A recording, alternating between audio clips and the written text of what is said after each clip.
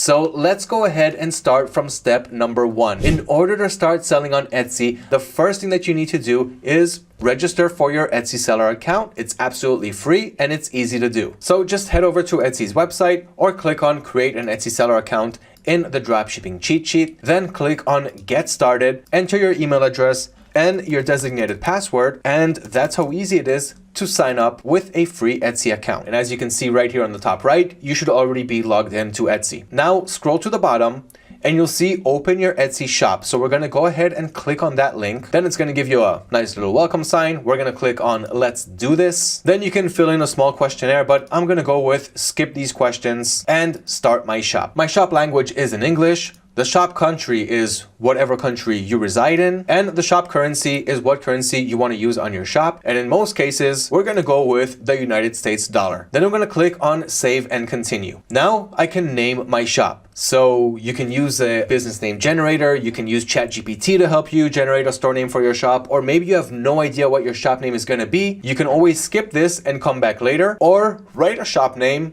regret it later, and change it to whatever else you want. So I'm going to call it pet shop, maybe boutique, already taken, but it's going to give me a whole bunch of names, recommended names that I can use. So I'm just going to go with one of them, like Pet Shop Boutique Co. or Company. Great thinking, the name's available. Let's go ahead and click on save and continue. Now, in order to continue, we'll need to add a product to our store. Now, I will show you how you can do everything with automation and import products from your suppliers, but in this case, we'll need to upload a product that we have laying around our home just so that we can list our first listing on Etsy. Now, I'm not going to do it now in this video tutorial, but it's actually very, very simple. So take some photos of the product that you want to sell, anything that you have laying around the house, but it has to be with the products that Etsy actually allows you to sell, which I will go over soon. Okay, so then you're going to give the item a title, who made it. If it's something that you created, it's even better, but if not, you can choose another company or person. What is it? A finished product or a supplier or tool to make things? And when did you make it, or when was it made if you went with another company or person? Then fit it under its category, write a quick product description, give it a price,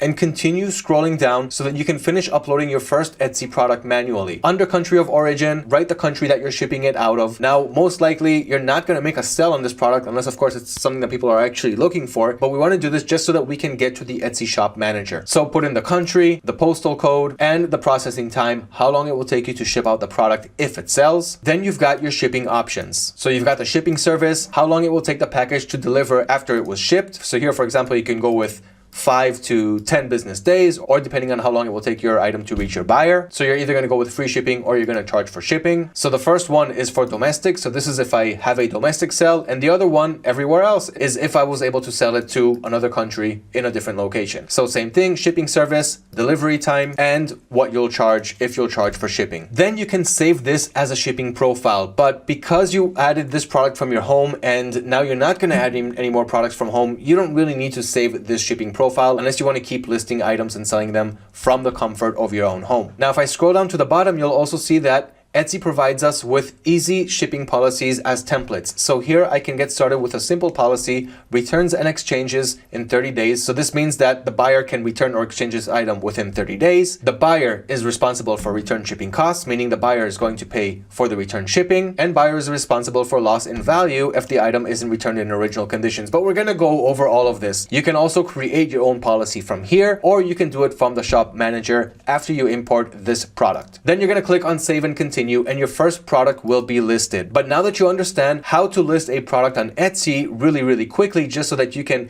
get to your shop manager, we're going to get to the interesting part after you imported your first product. Now, after you're listing your first item and you get to Etsy's shop manager, which looks like this, where we have all these options, all these menus that I'm going to go over soon, you will need to pass through a verification process. Now, this really isn't much of a problem. I did it really quickly on my account and got verified within a day. The verification on Etsy requires the following. First, your personal information. So your name, your address, email address, phone number, etc. Then your payment and your bank information. So you're going to have to provide Etsy with your bank information, which it's going to use to process your payouts and send you your payments from your customers directly to your bank account. They're also going to need a credit card on file, and they're going to need to verify your bank information, but that's only after you make your first sale. Besides that, they'll ask for a government issued ID, And that's pretty much it for the verification process. So if you have all those, and 99.5% of us have all those, it shouldn't be any problem to verify your account on Etsy. But if you want to go more in depth, I have a link inside the cheat sheet taking you to the verification process on Etsy and everything that you need to know about it. And besides that, I also left a link to Etsy's selling policies so that you can learn all the ins and outs and new updates that Etsy comes out with all the time regarding Etsy selling policies, which of course applies to you and me, the sellers on Etsy.